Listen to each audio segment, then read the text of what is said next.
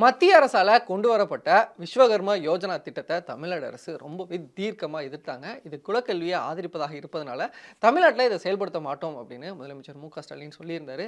அதற்கு மாற்றா இந்த மாதிரியான சிறு குறு தொழில் கைவினை தொழில்கள் செய்கிறவங்களுக்கு நாங்கள் வேற ஒரு திட்டம் கொண்டு வருவோம் அப்படின்னு சொல்லியிருந்தாங்க. அதன்படி தான் கலைஞர் கைவினை திட்டம் அப்படின்ற ஒரு திட்டம் உருவாக்கப்பட்டு அதற்கான அறிவிப்பும் வெளியாச்சு.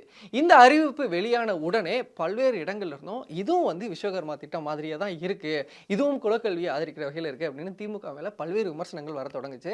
அது மட்டும் இல்லாம தமிழகத்தோட பாஜக தலைவர் அண்ணாமலையும் இது விஸ்வகர்மா திட்டத்தோட அப்படியே ஒரு காப்பி பேஸ்ட் மாதிரி தான் இருக்கு அப்படின்னு ஒரு மீமே ஷேர் பண்ணியிருந்தாரு. அதில் சொல்லும்போது என்ன அப்படின்னா, விஸ்வகர்மா திட்டம் ரொம்ப ஒரு நல்ல திட்டம், அதை தமிழகத்தில் கொண்டு வராம திமுக அரசு தடுத்துருச்சு. ஸோ இதனால மக்கள் கோவப்பட்டாங்க. அவங்கள சமாளிக்கிறதுக்காகவும் திமுக உறுப்பினர்களுக்கு கொண்டு போய் சேர்க்கிற விதத்தில் இந்த ஒரு திட்டத்தை கொண்டு வந்திருக்காங்க. இது அதே தான், எங்க திட்டம் தான், ஒரு மறு வச்ச மாதிரி இருக்கு அப்படின்னு சொல்லி ஒரு மீமையுமே ஷேர் பண்ணியிருந்தாரு. இப்போ இதுதான் ஒரு மிகப்பெரிய விவாத பொருளா மாறி இருக்கு. ஏன்னா இது ரொம்பவே ஒரு சீரியஸான அக்யூசேஷன் திமுக மேல. இது ஒரு நார்மலான திட்டம் கிடையாது.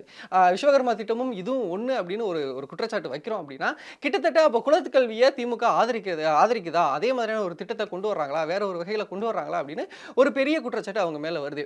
இது ஏன் இவ்வளவு பெரிய விஷயம் அப்படின்னா, அந்த குலக்கல்வி அப்படின்றது ரொம்பவே ஒரு சீரியஸான இஷ்யூ தமிழ்நாட்டில். 1950களில் பள்ளி கல்வியிலேயே இந்த குலக்கல்வி திட்டத்தை அப்போதைய முதலமைச்சராக இருந்த ராஜாஜி அறிமுகப்படுத்துறாரு. அதாவது மாணவர்கள் பகுதி நேரம் பள்ளி கல்வியையும் மீதி நேரம் அவங்களோட குலத்தொழிலை செய்யும் வகையில் ஒரு திட்டத்தை கொண்டு வராரு. இதை திமுகவும் சரி திராவிட கழகமும் சரி கடுமையாக எதிர்த்தாங்க. இதுதான் சிக்கலாக இருக்கு. ஏன் அந்த தொழிலை செய்கிறவங்க அவங்களே தான் செய்யணுமா? இப்போ தச்சர் பையன் தச்சராகவே இருக்கணுமா? ஒரு காலனி செய்வோர் பையன் காலனி செய்வராகவே இருக்கணுமா? அவங்க படித்து வேற வேற விலைக்கு வரல விடாமல் தடுக்கிறதுக்கான ஒரு விஷயம். இந்த குலக்கல்வியை நாங்கள் கடுமையாக எதிர்க்கணும்னு ஒரு மிகப்பெரிய போராட்டம் நடத்தினாங்க. அதன் விளைவாக அந்த திட்டம்ன்றது பின்வாங்கப்பட்டது. முதலமைச்சராக இருந்த ராஜாஜி அந்த பதவியை ராஜினாமா செய்தாரு அப்படின்னு இதற்கு ஒரு நீண்ட நெடிய வரலாறு இருக்கு. இந்த அரசியலை தான் திமுக தொடர்ந்து எதிர்த்து வந்துட்டு இருக்காங்க. இதுதான் ஃபிளாஷ்பேக். இப்படி இருக்கக்கூடிய சூழல்ல இந்த திட்டத்தை இப்போ திமுக வேற ஒரு வகையில் கொண்டு வர்றாங்களா அப்படின்ற ஒரு அக்யூசேஷனும் வர்றதுனால இதை பேச வேண்டிய ஒரு சூழல் ஏற்படுது.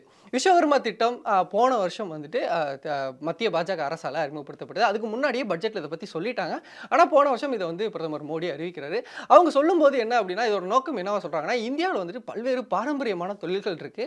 அந்த தொழில்களை நசுங்க விடாமலும் அந்த தொழில் செய்கிறவங்க ரொம்பவே பாதிக்கப்படாமல் இருக்கிறதுக்காக இந்த மாதிரியான திட்டத்தை கொண்டு வரோம்.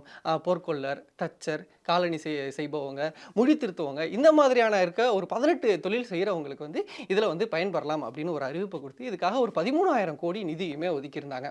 இதில் அவங்க சேர்றதுக்கான பல்வேறு விதிமுறைகளும் சொல்லியிருந்தாங்க. அதாவது 18 வயது நிரம்பினவங்க இந்த திட்டத்தில் சேரலாம். அந்த 18 வயது நிரம்பினவங்க சேரும்போது அதுக்கு முன்னாடி அந்த தொழிலை அவங்க கற்றுக்கிட்டு இருந்திருக்கணும். ஏற்கனவே எப்படின்னா ஒரு குரு சிஷ்யன் முறையில் இந்த தொழிலை அவங்க கற்றுக்கணும் அப்படின்ற மாதிரியான விஷயங்கள்லாம் அதில் கண்டிஷன்ஸாக போடுறாங்க. அது மட்டும் இல்லாமல் இதில் அடிப்படை மற்றும் எக்ஸ்பர்ட், அதாவது பேசிக்காகவும் சரி கொஞ்சம் எக்ஸ்பர்டிஸாகவும் இருக்கிற மாதிரியான பயிற்சிகள்லாம் வழங்கப்படும் அப்படின்னு சொல்லியிருந்தாங்க. அந்த பயிற்சி பெறவங்களுக்கு 500 ரூபாய் கொடுக்கப்படும். அதுக்கப்புறம் அந்த தொழில் சார்ந்த கருவிகள் வாங்குறதுக்கு ஒரு 15,000 ரூபாய் கொடுப்போம்.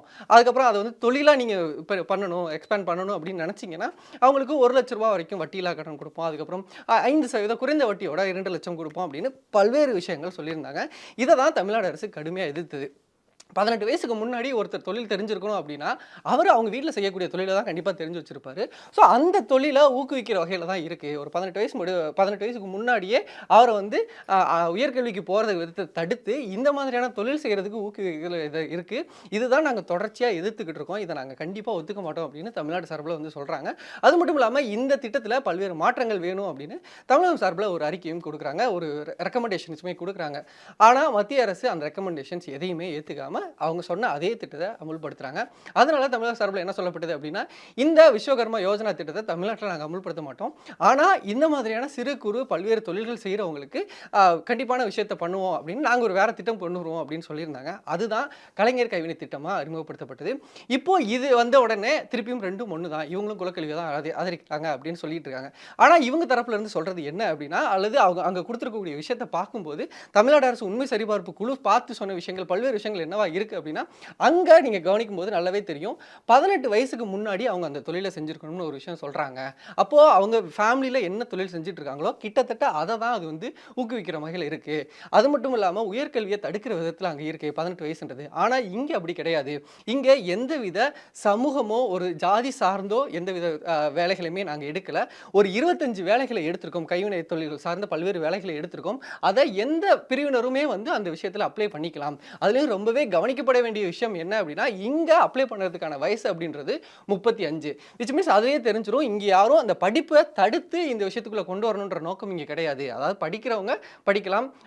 அவங்களுக்கு விருப்பப்பட்ட படிப்பு விருப்பப்பட்ட துறையில் போய் படிக்கிறதுக்கான விஷயங்கள்லாம் இருக்குது. ஆனால் இந்த தொழில் செய்கிறவங்களுக்கு ஏதாவது ஒன்று பண்ணணுன்றதுக்காக தான் இந்த 35 அப்படின்ற ஒரு மார்க்கை வச்சுருக்கோம். ஸோ இதுவே ரொம்பவே ஒரு முக்கியமான விஷயம். இங்கே ஜாதி அப்படின்ற ஒரு பிரிவே இல்லை. அது மட்டும் இல்லாமல் வயது அப்படின்றது 35 இருக்குது. இதுலேருந்தே தெரிஞ்சிருது இதுக்கும் பல்வேறு விஷயங்கள் இருக்குது. இது ரெண்டும் ஒன்றா அப்படின்னு கேட்குற மாதிரியான பல்வேறு தரப்புகளும் இந்த சைடு சொல்லிட்டு இருக்காங்க.